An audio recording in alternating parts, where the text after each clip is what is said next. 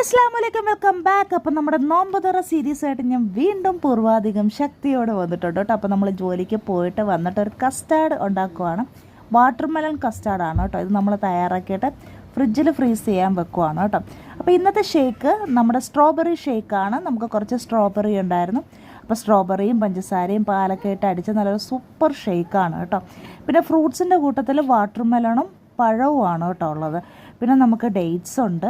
നല്ല ചൂടായതുകൊണ്ടിട്ട് തന്നെ നമ്മൾ വാട്ടർമെലൺ പീസായിട്ടാണ് കേട്ടോ വെച്ചിരിക്കുന്നത്. പിന്നെ നമ്മൾ ലെമൺ ജ്യൂസ് ഉണ്ട്, കുറച്ച് പൊരിച്ച ഐറ്റംസ്, സമൂസ, മുട്ട ബജി, മുളക് ബജി, കട്ട്ലേറ്റ്, അങ്ങനെയുള്ള ഐറ്റംസ് ഒക്കെ ഉണ്ട് കേട്ടോ. അങ്ങനെ ബാങ്കൊക്കെ കൊടുത്തു. ഞങ്ങളെല്ലാവരും നോമ്പൊക്കെ തുറന്നു. അൽഹംദുലില്ലാഹ് ഞങ്ങൾ ഭക്ഷണമൊക്കെ കഴിച്ചു കഴിഞ്ഞിട്ട് ഏറ്റവും ലാസ്റ്റ് ഒരു നോയമ്പ് കഞ്ഞിയും കൂടെ കുടിക്കുമ്പോഴാണ് നമുക്ക് ആ ഒരു നോയമ്പിൻ്റെ ആ ഒരു ഫീല് കിട്ടുന്നത് കേട്ടോ.